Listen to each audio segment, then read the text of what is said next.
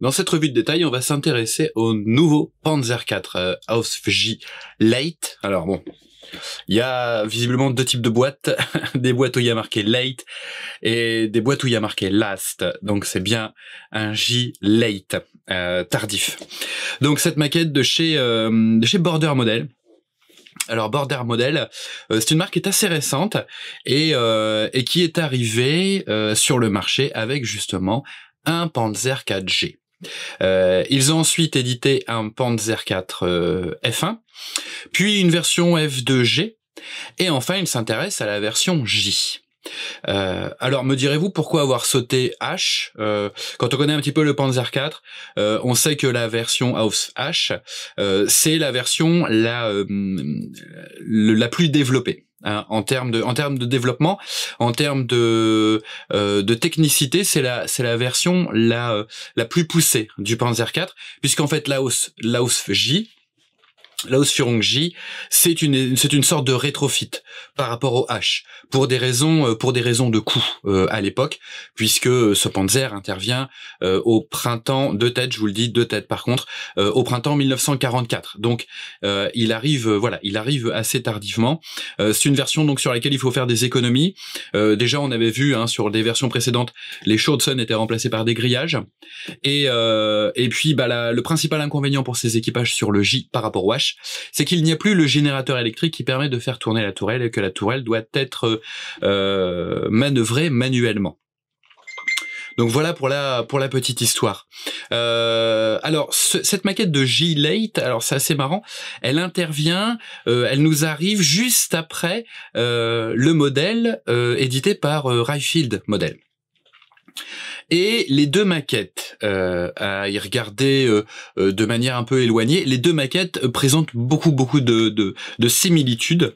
Mais pourquoi j'ai préféré vous présenter la Border Model plutôt que la Reichfield Model? Pour une raison, d'abord, c'est que la Reichfield Model a déjà été reviewée en français et de très bonne manière par la chaîne Plastic Dream. Donc je voyais pas l'intérêt de refaire une review en français. Et parce que à titre personnel, en regardant les deux modèles, j'avoue que le Border Model, pardon, qui n'est pas du tout Borderline, le Border Model, je le trouve plus intéressant en fait en rapport qualité-prix. Alors malgré tout, on rappelle quand même que le Reichfield Model, la version Reichfield Model, vous pouvez faire le Panzer IV J Late et le BO Bartung Panzer IV J Late.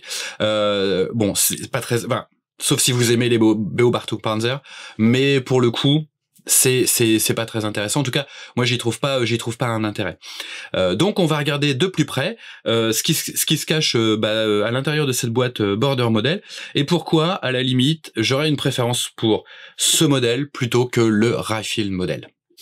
Alors comme toujours, on commence par regarder un petit peu la notice de montage pour voir ce qui nous est proposé, et puis on va étudier le séquençage de l'assemblage. Donc on ouvre un petit peu, voilà, deux petites photos qui sont ma foi connues, mais bon, c'est toujours bien de replacer la maquette dans son contexte historique. Donc on commence assez simplement par finalement des petits accessoires qui sont optionnels. Donc un seau avec une poignée en photodécoupe, des jerrycans, un galet de rechange, et puis alors ça vient d'un boitage précédent, des chenilles de T34 pour servir éventuellement de blindage. On n'en aura pas besoin sur un J-Late, mais quoi qu'il arrive, bon, on regarde un petit peu, et là tout de suite, donc je vous montrer la pièce. Ce qui est intéressant par rapport au Reichfield Model, c'est le dessous de caisse est moulé d'une pièce. Donc ça c'est beaucoup plus intéressant parce que sur le Reichfield Model, vous avez le plancher, les parois latérales, le glacier à l'avant. Là vous avez en fait le plancher, les parois latérales et une partie du glacier avant qui sont donc dans l'ensemble forment une seule pièce. Donc ça c'est plutôt intéressant parce que c'est un gain de temps, puis ça évite les problèmes d'alignement souvent sur les caisses. Donc ça c'est assez intéressant. Je vous montrerai la pièce après. Un autre point qui est plutôt sympa, c'est que et c'est dommage que ce soit pas clairement écrit sur le dessus de la boîte. On le voit sur le côté, mais de manière un petit peu trop discrète. C'est que eh bien la suspension est mobile d'une certaine manière. Donc, alors ça se voit pas forcément, mais si vous regardez ici, donc sur le support, quand on vient mettre en fait les supports d'axe avec la suspension, les supports d'axe et la suspension ne sont maintenus que par un tenon et pas deux. C'est-à-dire qu'en fait, on va conserver un mouvement. Donc ça va être plutôt sympa, suivant l'option de chenille qu'on prend. J'y viendrai tout à l'heure, et bien de pouvoir avoir une suspension qui est mobile pour épouser le terrain si vous voulez mettre votre modèle sur un terrain accidenté. Donc ça c'est un vrai bon point. Donc après vous voyez, après les séquences ressemblent voilà à n'importe quelle autre maquette. On va s'intéresser à la finesse des pièces après. Passer l'assemblage du train de roulement, ça va relativement assez vite pour la caisse. Les garde-boue, vous verrez, sont particulièrement bien détaillés. Donc une fois que la base de la caisse est assemblée, ça va assez vite pour le reste de la caisse. Après au niveau des chenilles, donc ça c'est un vrai bon point supplémentaire par rapport à Rayfield Model, c'est-à-dire que les partisans du maillon par maillon mobile, c'est-à-dire les chenilles workable, hein, qui peuvent être fonctionnelles justement avec la suspension mobile, et ben les adeptes de ce type de chenilles seront comblés puisque c'est ce qu'on a dans le kit. Mais on a aussi des chenilles à section avec le sagging déjà représenté. Donc l'effet de fléchissement, le sagging, hein, déjà représenté autour des galets porteurs. Donc ça c'est pas mal aussi si on veut gagner du temps sur son montage. Si on sait que au final on va positionner le blindé sur un support plan ou même un socle tout simple, inutile en fait d'assembler les chenilles maillon par maillon. Ces chenilles-là vous feront gagner du temps. Le détail est identique, le niveau de détail est très bon sur les deux types de chenilles, donc il n'y a pas à se poser de questions. Véritablement, les chenilles à maillon par maillon, à encliqueter et qui demeurent mobiles, ne trouveront un avantage que si vous voulez faire jouer la suspension, l'inclinaison des bogies, et donc pour mettre sur un diorama accidenté. Je reviens un petit peu en arrière, du coup je me rétrofite, tel le J par rapport au H. Donc là je parle du Panzer IV, si vous n'avez pas suivi. On a pléthore, exactement comme Rayfield Model, on a pléthore de choix sur les galets porteurs. Hein. On a beaucoup d'options. Donc ça par contre, compulsez votre dock si vous faites un exemplaire spécifique. Si vous avez de la dock par rapport au profil et aux décorations qui sont fournies, n'hésitez pas à bien regarder votre dock. De toute manière, sur les Panzer IV, surtout sur les J, donc fin de guerre, il y a beaucoup de choses à regarder, beaucoup de détails pour lesquels il faut faire attention si vous êtes hyper pointilleux d'un point de vue historique. Donc on revient un petit peu, voilà, on en était là. Et donc après, on passe à la mise en place des Schwartzen ajourés, hein, des grillages, des Schwartzen en grillage sur la caisse. Donc là, il faudra être un petit peu méthodique. Ça, c'est une pièce ce sont des pièces en plastique, donc il faudra faire attention. Hein, la tubulure qui va venir ensuite supporter les Schwartzen, les grillages, qui sont eux en photodécoupe, avec un cadre en photodécoupe. Donc ça c'est pas mal parce qu'on on a quand même cet effet de relief. Donc ça c'est vraiment bien pensé. Ça va être juste un petit peu compliqué à mettre en place. En tout cas ça va vous demander de la patience et du doigté. Donc une phase qu'il faut se réserver, voilà, il faut se réserver du temps, il faut se réserver un soir pour cette phase-là. La pose aussi, de même des grillages par-dessus les supports au niveau du garde-boue et qui viennent à fleur de caisse en fait, à fleur de dessus de caisse. Donc voilà, donc ça, une fois que cette partie-là sera faite, vous pourrez souffler un bon coup, vous épongez le front. Ensuite, on passe donc au montage de la tourelle. Alors contrairement à Rayfield Model, hein, là ici, on n'a qu'un seul choix de bouche à feu pour le canon. Non, je suis en train de dire une erreur. Autant pour moi, on a encore 3 choix. Donc on est sur le même niveau que Rayfield Model. Excusez-moi. On a 3 choix, hein, de muzzle pour le canon.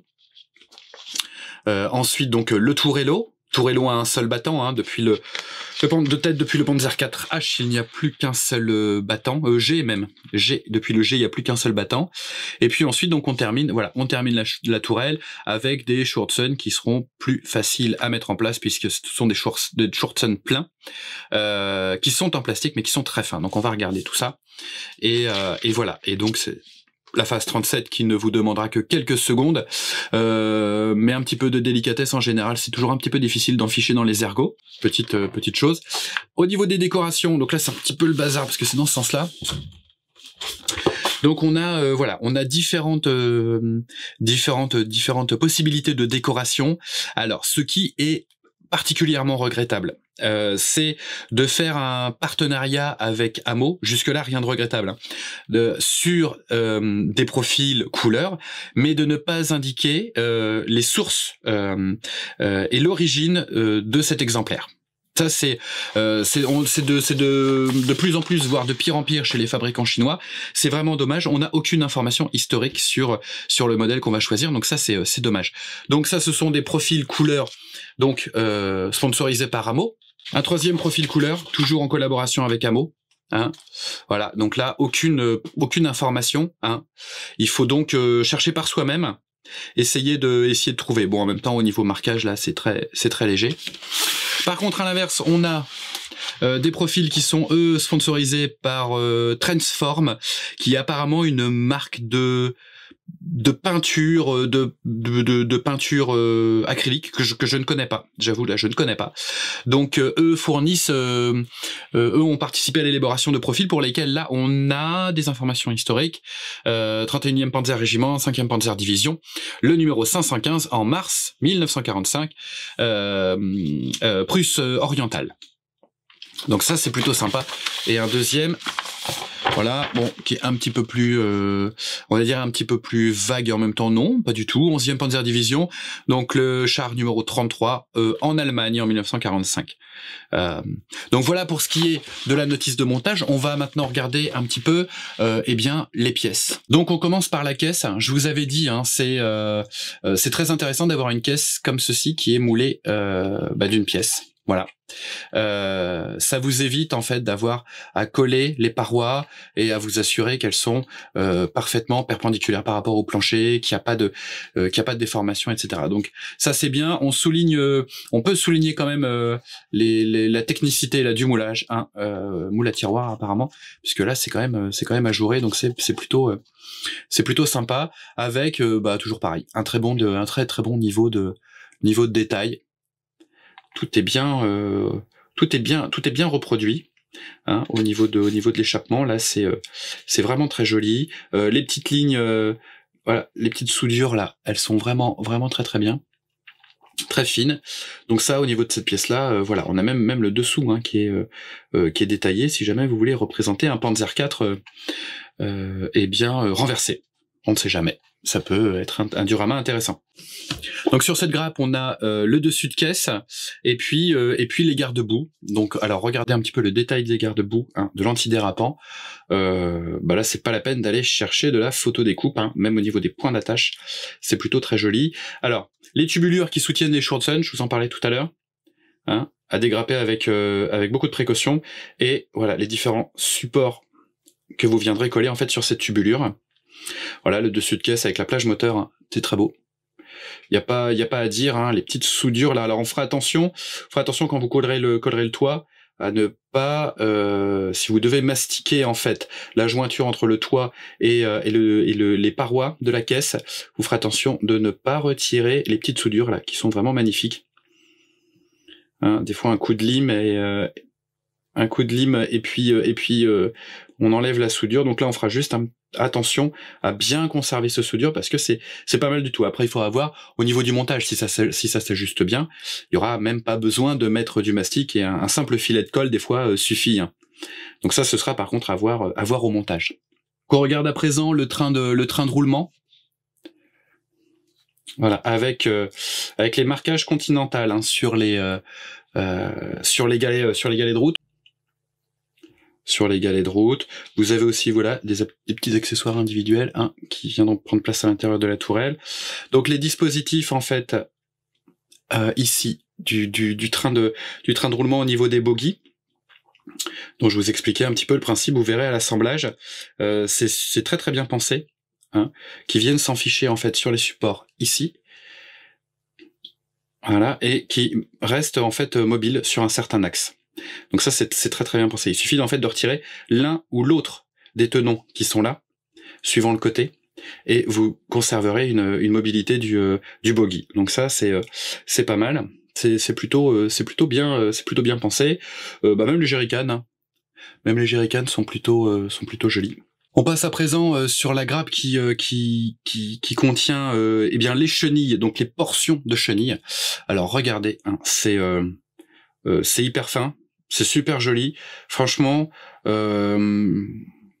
moi je mettrais celle-là. Je trouve que c'est un vrai plus en fait d'avoir cette option parce que c'est très très fin. Regardez un petit peu les maillons là, c'est vraiment pas mal du tout. Donc on a la poulie de retour. Et puis on a eh bien le barbotin et encore d'autres galets au-dessus et les différentes possibilités de poulies, voilà, de poulies de retour, de poulies porteurs. On passe aux chenilles donc à maillons individuels. Alors ces grandes grappes là, c'est pas super pratique. Donc voilà comment elles se présentent. Bon, elles sont tout aussi fines hein, que celles qui sont moulées en section. Ils ont exactement le même niveau de détail, sauf que celles-ci, eh bien, elles vont venir s'emboîter. Alors, vous allez pouvoir faire exactement comme pour Raphaël Model. C'est pour ça que vraiment les deux kits sont assez proches, se différencient par uniquement quelques détails, en tout cas dans la conception. Donc voilà, ça c'est un gabarit. Vous allez venir placer, vous voyez, vous allez venir placer vos galets comme ça, toc toc toc toc toc toc toc, et puis vous allez venir enficher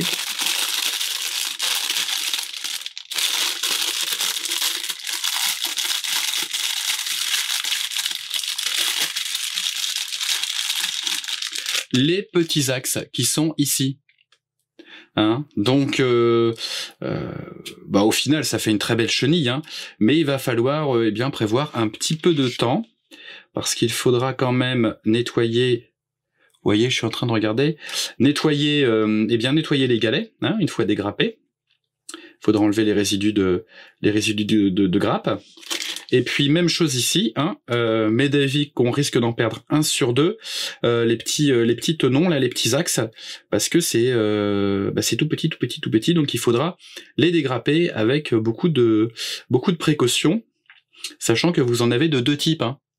Ceux-là sont différents de ceux-là, donc c'est voilà, il faudra prévoir une petite boîte pour ranger toutes ces pièces-là une fois qu'elles sont dégrappées et avant d'assembler véritablement chaque chenille. Ensuite, on passe eh bien à la photo découpe. On va jeter un petit coup d'œil à la photo découpe la planche de photo découpe regroupe principalement eh bien les Shortson ajourés, les grillages hein, de protection, de blindage.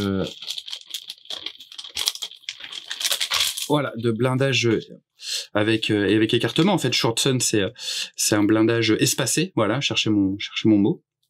Donc, vous voyez un petit peu comment se présente la chose. Donc, je le disais tout à l'heure, vous avez les cadres, donc ils sont à assembler autour de chaque grille. Hein. Donc, comme dans la réalité, chaque grille, voilà, et on n'a pas une grande grille, mais on a 3 grilles. Donc là, elles sont protégées par le film, hein, donc je vais pas enlever le film. Elles sont assez fines, donc je pense qu'on est plutôt réaliste sur l'épaisseur. Que si vous voulez faire des petits trous dedans, type grille abîmée en fait, hein, et ben c'est tout à fait possible. Donc on a 2 planches comme ceci, hein, en fait une par côté. Après, on a une toute petite planche, voilà, j'essaye de l'attraper, toute petite planche avec notamment l'anse du seau qu'on a vu tout à l'heure. Ça c'est pas voilà. Et puis les polycaps.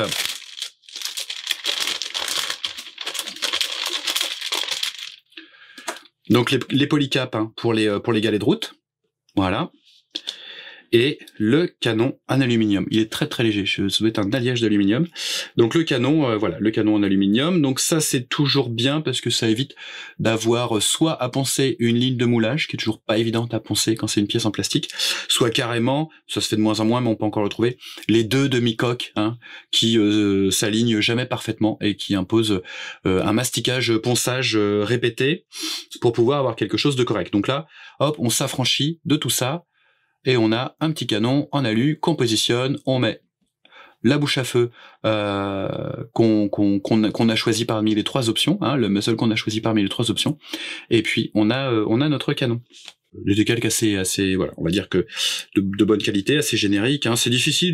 En général, c'est difficile de juger de l'épaisseur ou de la qualité d'un décalque tant qu'on l'a pas posé. On passe à la tourelle qui est proposée donc quasiment d'une pièce. Hein. En tout cas, ça évite de coller toujours pareil le toit, les parois latérales et d'avoir des petits problèmes de jonction et d'alignement. Donc là, c'est très beau encore. Hein. C'est super joli. Franchement, c'est hyper fin. Attention quand vous mettrez la pièce du mantelet, toujours pareil, hein, à cette petite ligne de soudure qui se trouve ici. Voilà, c'est juste, mais c'est superbe. C'est vraiment super joli.